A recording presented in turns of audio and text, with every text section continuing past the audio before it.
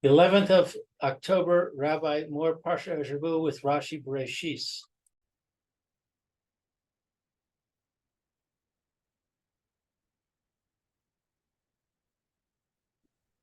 Hello, Rabbi. How are you today? Okay. Rabbi, can you hear me? Let's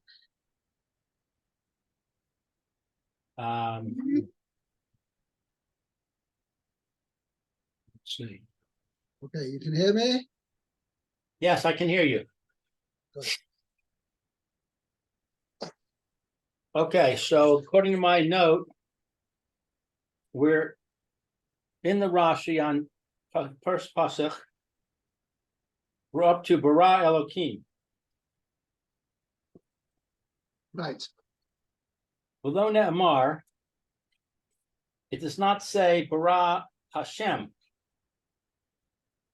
Yud Kei Vav Kei, Right.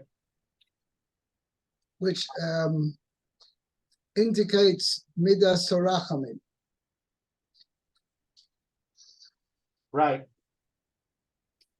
Shabbat Techila, because at first, Allah b'macha shava, it arose in thought, leave Rosso, to create it, b'midas hadin, with the attribute of justice. Ra'ah she'ein ha'olam mis kayem. But he saw that the world would not last. Right, it wouldn't continue to exist. Hikdim midas rachamim. He gave precedence to the attribute of mercy. The shitfa, and joined it midas hadin, to the attribute of justice. V'ayinu dichsiv. Hainu Dirsu, this is what is written. V'hainu dichsiv. This is that which is written. Yom Asos Hashem Elokim Eretz V'Shamayim. On the day that Hashem made, that Hashem Elokim made, that uses both names. the earth and the heaven. Right. So there uses both names of Hashem. Here it just says Beraishis bara Elokim. Now, first the major question is, what is this concept by Kodesh Baruch Hu, where he first had an idea, Zoe, and afterwards he changed his mind? As we know, Kodesh Baruch Hu is not like a human being who has this, thinks one thing and then changes his mind to something else.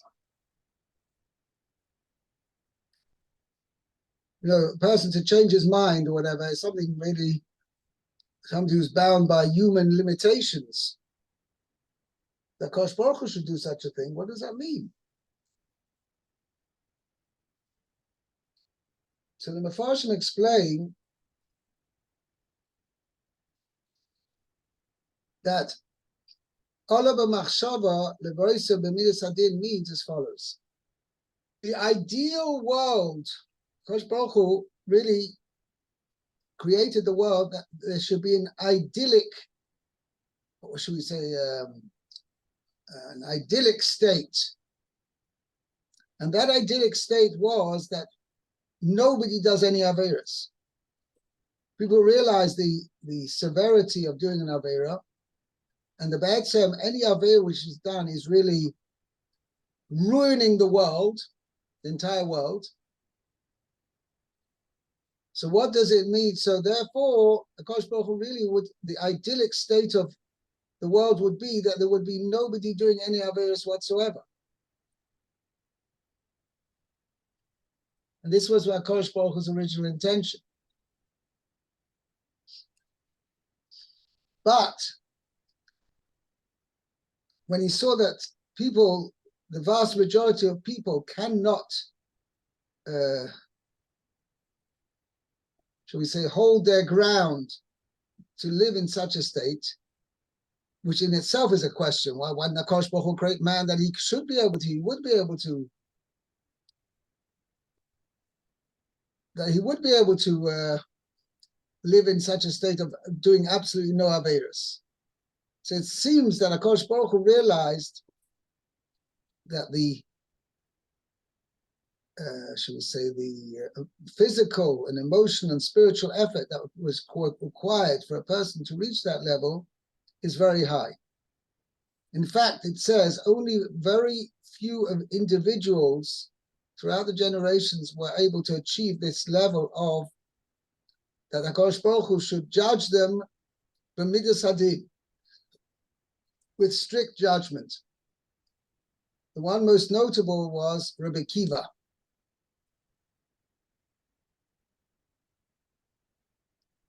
The HaKadosh Baruch Hu, shall we say, dealt with him on the level of midas hadin.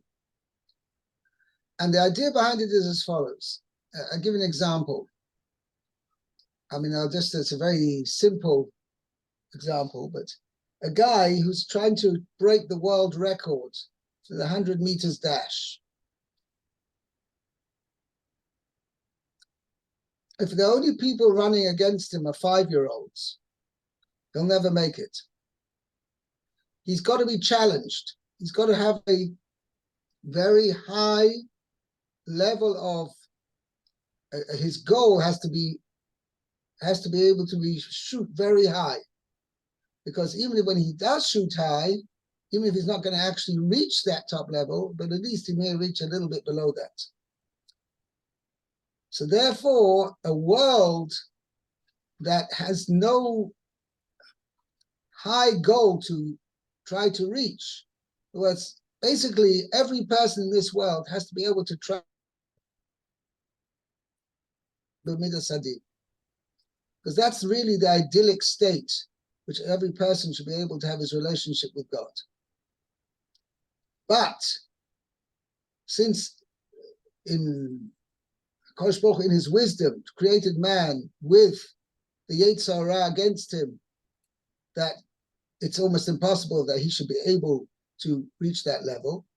But at least if he has a very high level, very high goal to reach, he will be able to reach as high as he can within the level of midas harachamim, meaning that Enoch Hanami, he'll never be able to reach that level of midas hadin because he won't survive.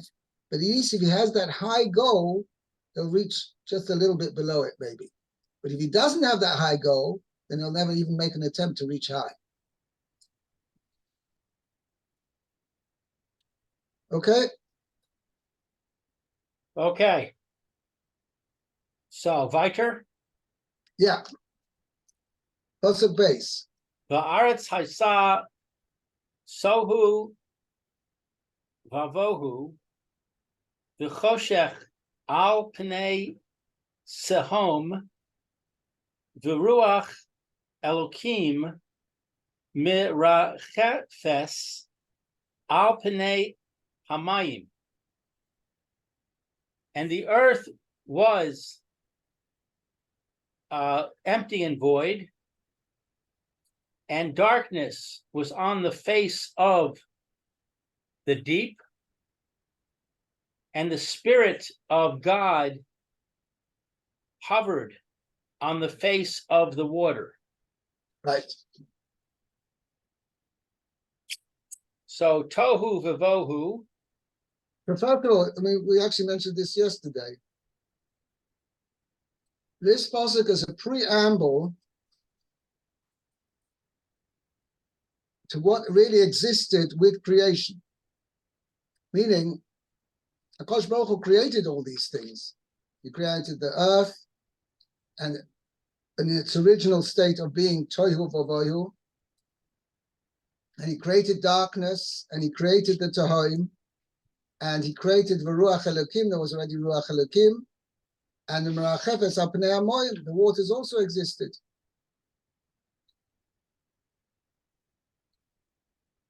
3, 4, 5. So there's 5 things basically mentioned over there in this pasuk, which the Chayra, when HaKadosh Baruch Hu, Rashi is of the opinion, and I mentioned this yesterday, that when HaKadosh Baruch Hu created heaven and earth, he created all the matter of heaven and earth in the initial creation of the world. Means that everything that was supposed to be, all the elements and all the matter that was supposed to be make up the world and would be sorted out in the next 6 days, HaKadosh Baruch Hu created everything on the first day. So the pasuk, and that's the way Rashi explained. In the beginning of God's creating the heavens and the earth was tohu vavohu. I mean, there was total chaos. There was no order. There was nothing had a tzura. Nothing had a form. It was just like a huge mess. And there was also choshe. Choshe was already there. It means that HaKadosh Baruch Hu, even before HaKadosh Baruch Hu created light, he first created darkness. And there was the Tahoim, and there was Ruach Elokim, and there was the water.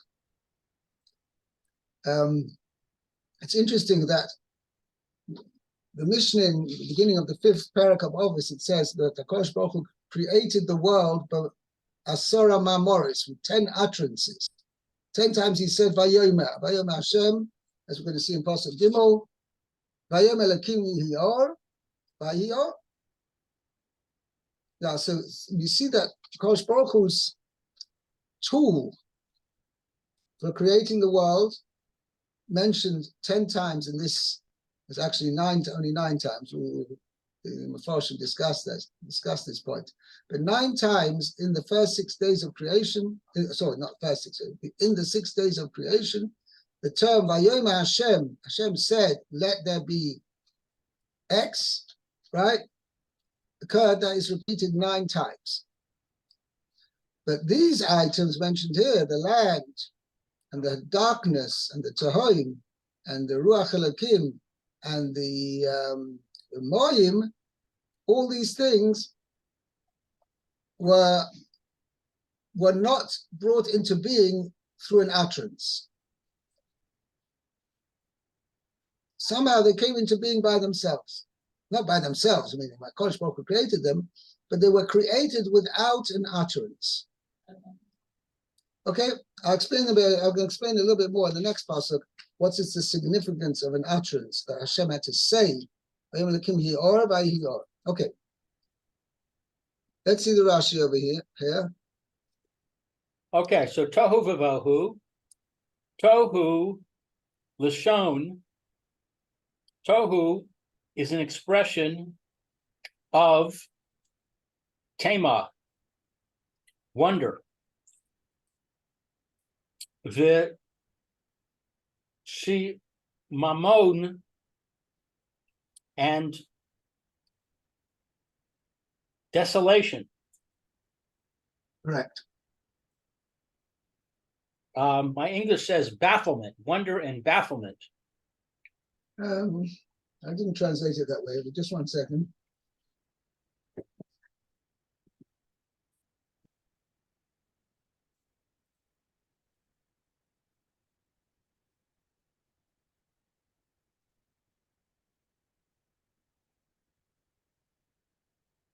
Rashi definitely seems to translate it as Shmoma, as desolation. Right. Shadam toher, that a person is astonished, umish tomeim, and baffled, al bohu sheba, over the void within it. Right, the emptiness. Tohu. Now it says bewilderment. So the first thing, Tohu, Rashi says, translates it as astonishment. Right. And Bohu, Rashi says, is an expression of emptiness and desolation. Reikus utzdu. Now it says bewilderment in Old French, estordison. Right. And the footnote says staggering, stunning, astounding. For the word étourdissant. Right. Vohu, Lashon reikus. It's an expression of emptiness, utzdu, and desolation.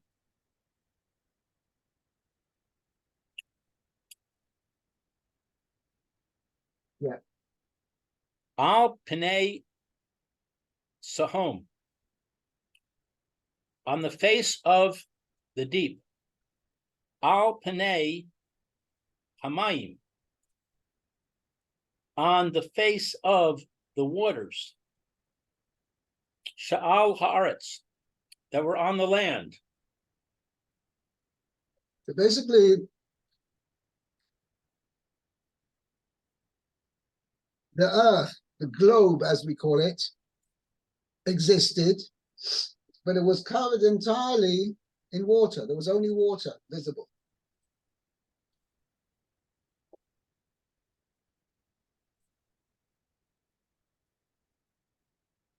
That's hard to understand. We just said it was emptiness and nothingness. Now you're saying there's a globe there. Because where was the water? I always presumed that the water was existed by itself without the land. And later Rashi, land formed. Rashi doesn't say that. Uh, Rashi says, "Apnei hamayim she'al ha'aretz."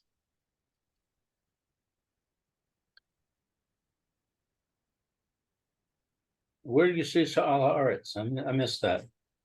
In the Rashi says, "Apnei tahim." Oh, Rashi. Well, that's what I'm saying. I found the Rashi difficult to understand because we just said is tohu vavohu, and now all of a sudden there's an aretz. Right.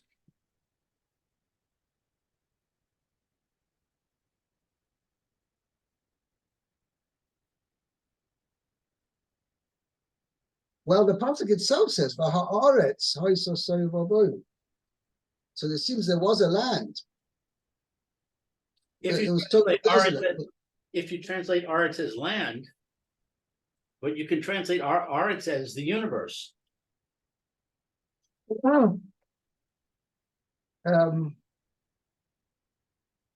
Yeah, so it could be Rashi himself is indicating that no, because the universe, first pasuk tells us that Kosh Baruch Hu created the heavens and the earth. So it seems that the universe is made up of two parts.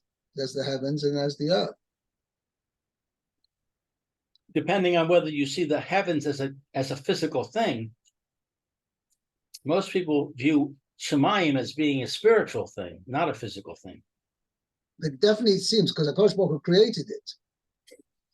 Right. So it seems it was a physical creation. Uh-huh. Okay.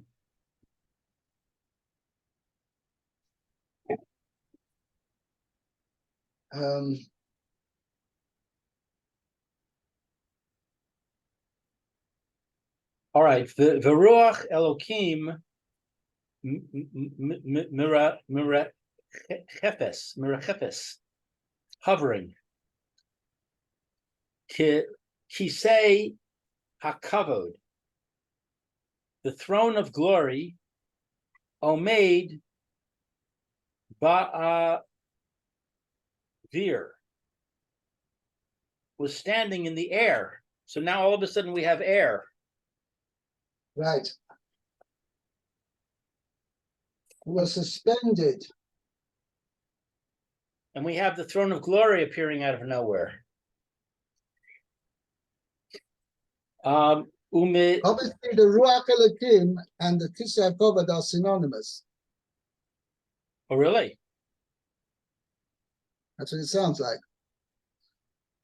Uh-huh. Oh, because the Ruach Elohim, I see. I see. Rachef, and hovering, al panei hamayim, over the surface of the water. Be ruach piv shel hakadosh baruch hu, with the breath of the mouth of Hashem, uva ma'a maro, and with his statement, With its utterance. kivana, Peyono, kiyona, hamira chefes al hakain, like a dove that hovers over the nest. In Old French, it's a coveter. a coveter, which is related to helicopter. Means to hover. Word helicopter is derived from this word. I see. Okay? Yeah. Right. Okay. Number 3. Let's see, Pastor, give me, yeah. Vayomer Elokim yihi or, vayihi or. God said, let there be light, and there was light. There's no Rashi on that. Vayar Elokim es haor kitov. Vayavdel Elokim vein haor ubein hachoshech.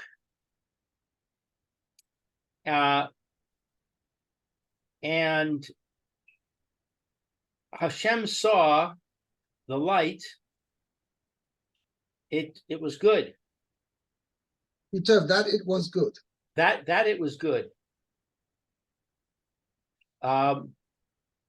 And he separated, God separated between the light and the darkness.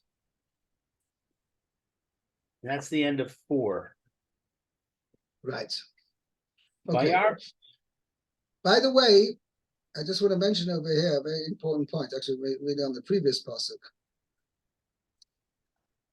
Why did HaKadosh Baruch Hu have to say, Vayomer Elokim yehi or, let there be light? Vayehi or, and it was light. L'chayra, HaKadosh Baruch Hu is all powerful. Yeah, but how do we know that? And he's basically, HaKadosh Baruch Hu is the source of all power, source of any matter, any being as we know it, as we know the world, we have the world as we know it. HaKadosh Baruch Hu is provides all powers, provides all koyach, right? Now, Kosh Baruch Hu, L'chaira, could have made let there be light and just say, made it automatically there should be light. Kosh Baruch Hu says, okay, now's the right time that it should be light. And the light came into existence. Kosh Baruch Hu doesn't need it to say. It doesn't mean that Kosh Baruch Hu said, Vayom Hashem, Vayom Elokim, Vayom Elokim Yehi Or. Kosh Baruch Hu said, let there be light. Yehi Or, and the light came into existence. Why does Kosh Baruch Hu have to say it?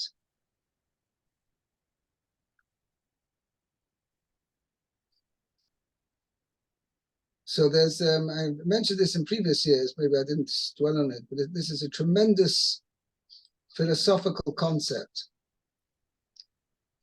There's a famous, unfortunately died relatively young.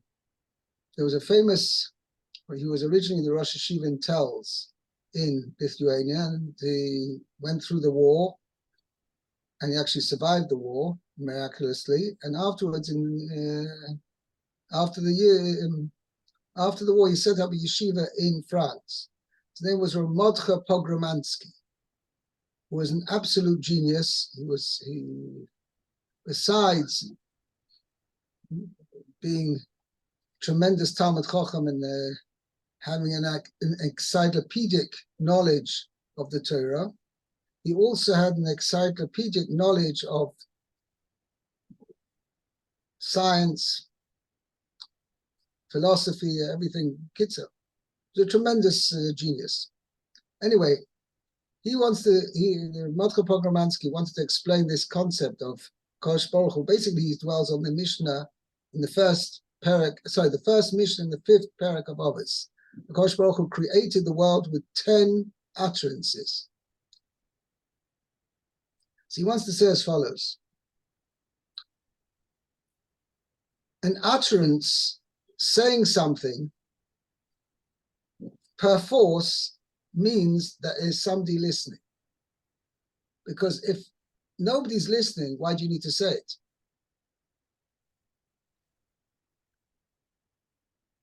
And it's a technically Kosh Baruch Hu could have brought things into creation automatically, without saying anything. By mere fact that Kosh Baruch Hu said something, Vayom Elokim Yehi Or, implies that there is a listener. Who is the listener? That force which HaKadosh Baruch Hu instilled in creation that brought light into existence. So HaKadosh Baruch Hu, I don't want to use the word angel because the angels were not created on the first day. From the second day onwards, we can say that this means HaKadosh Baruch Hu said to the angel who is in, shall we say, overseeing this particular aspect or item of the creation. But on the first day, there were no angels. But it means that HaKadosh Baruch Hu spoke to the force that was going to bring light into existence, and he said to him, there should be light,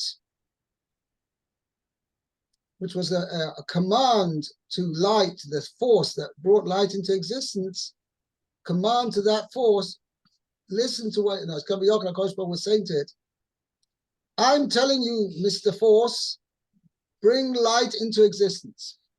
That force which you have a potential of bringing light into existence, I'm telling you now, bring the light into existence right now. Now, what's the significance of that? Why did HaKadosh Baruch Hu do it in such a way? Why didn't HaKadosh Baruch Hu just automatically bring light into existence? So he wants to say as follows, that HaKadosh Baruch Hu wanted the world to be wanted the world to function in a form that everything HaKadosh Baruch Hu commands that particular force, particular being to do something, and the being follows the word of Hashem. You say that in the pasuk. Ruach sa'ara oisa devoroi. Storm winds carry out Hashem's word. there's other psukim as well. That means everything exists by Hashem's word, meaning that Kosh Baruch Hu tells these particular force, do what I'm telling you to do, and he fulfills Hashem's word. So he wants to explain this way. That is pshat in the Mishnah, in the first Mishnah in Perek Avos. The Mishnahs are like a very strange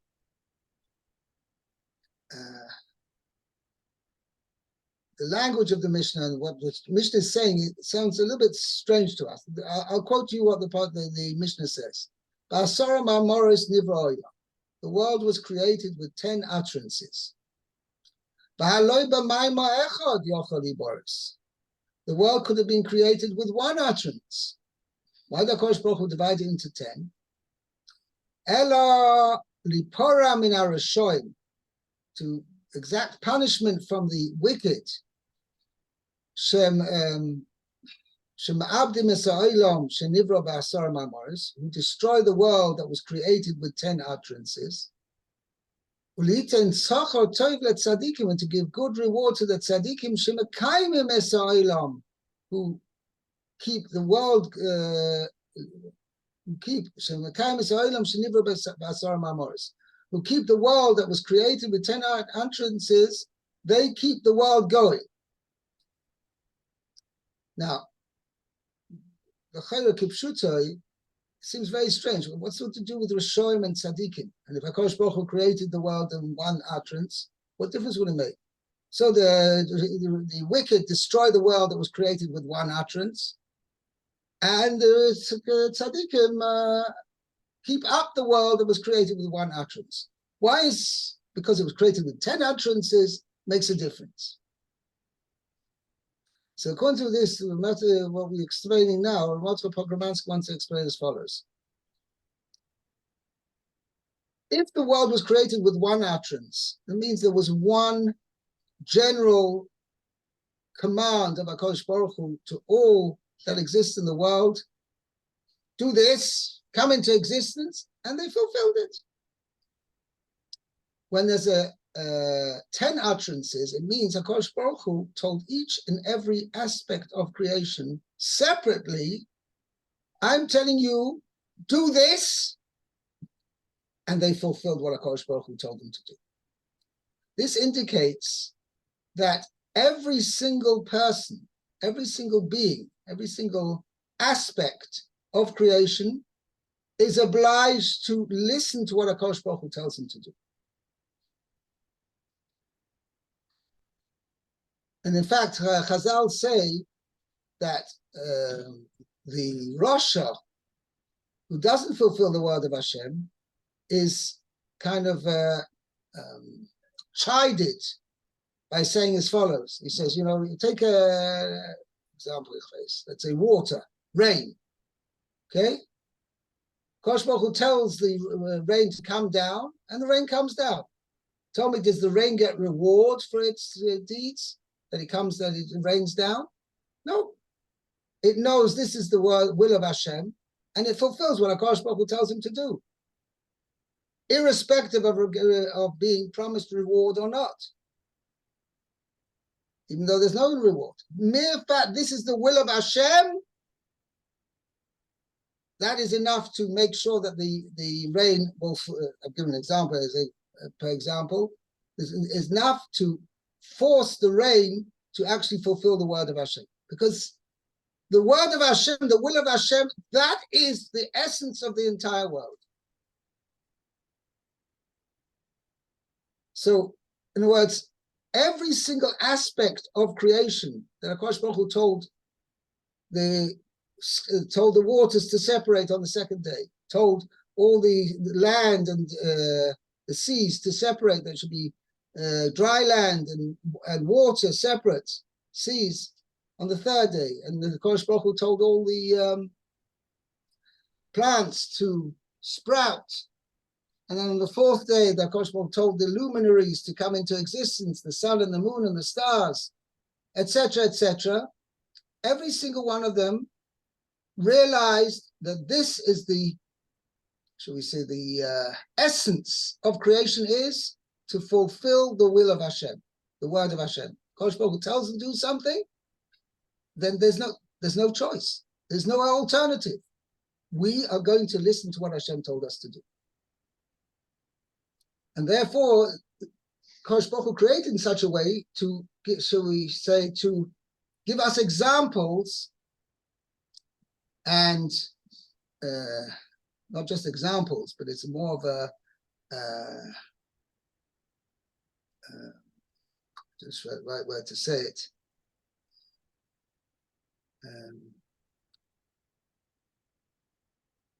Give us proof, or proof is also not the right word. Give us living examples of the entire creation, all forces in the world, all matter in the world, came for every single aspect of the creation fulfills what HaKadosh Baruch Hu tells them to do. And because that lemaisa, that really comes down to the crunch, that we human beings are the only aspect of creation which was given a freedom of choice. And when I say freedom of choice, Reb Chaim Volozhin has a very important, very fundamental